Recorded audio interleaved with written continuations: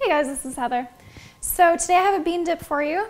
My mom and I were sitting around thinking about what we might make for lunch and thought about hummus. And I had to film, so I thought, well, I haven't filmed a bean dip in a while. It's about time.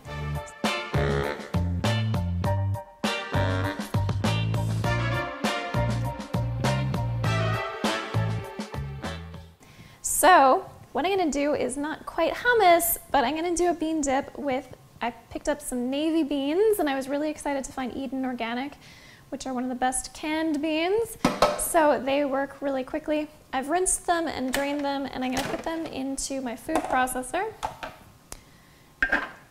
Beans are a fantastic way to get protein and fiber with very little fat, and they also have a ton of minerals and vitamins in them. So they are super healthy all around, plus they make a wonderful spread for a sandwich.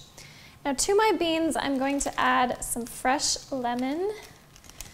Beans on their own can be a little bit heavy, so if you add some citrus or some vinegar, that's why there's some of that in most bean recipes. This is a new contraption my mom has that I'm experimenting with. I'm probably not using it right. Does anyone know how to use this? It's too late for me, but maybe you can save yourselves. It's kind of fun. Okay, that's good. So I got some lemon juice on the counter, but I think that worked pretty well. No seeds in there or anything. Okay, so to the beans and the lemon juice, which helps lighten up the taste of the beans and the texture, actually, I'm going to add some almond butter.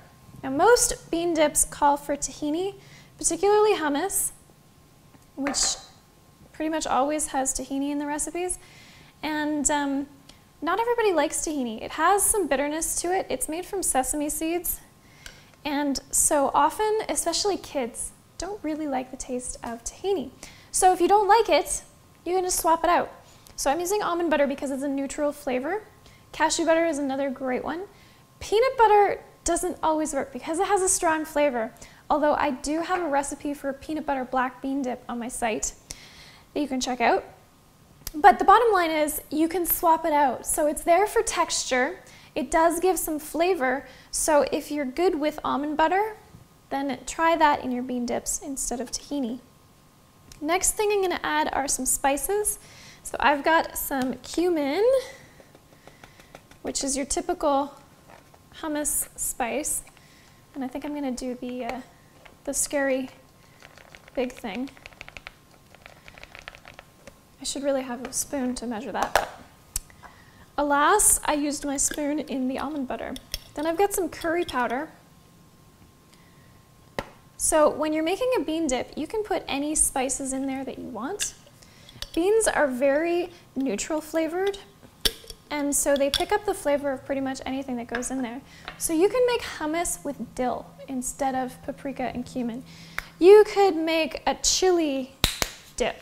So often I'll use kidney beans and put in some chili powder. Smoked paprika, which is what I've got right here, is one of the most fantastic spices ever created. Highly recommend it.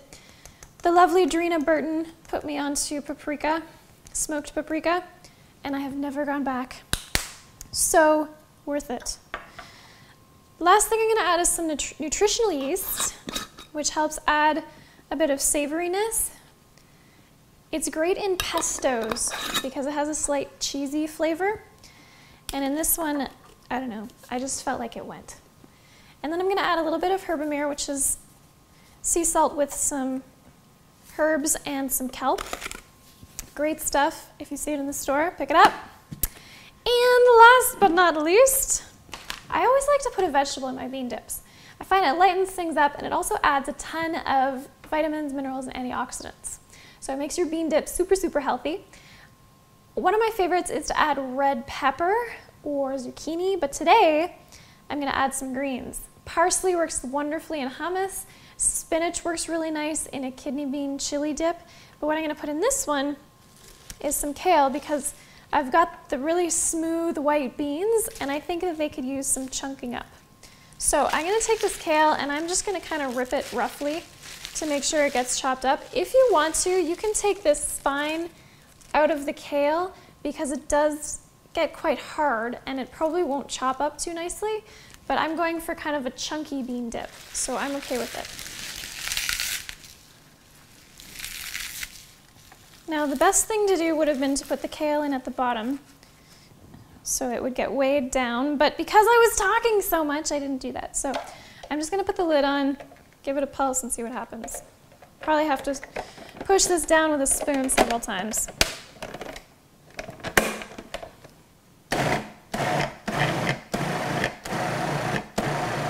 All right, it's actually looking quite smooth. So I'm gonna give it a taste.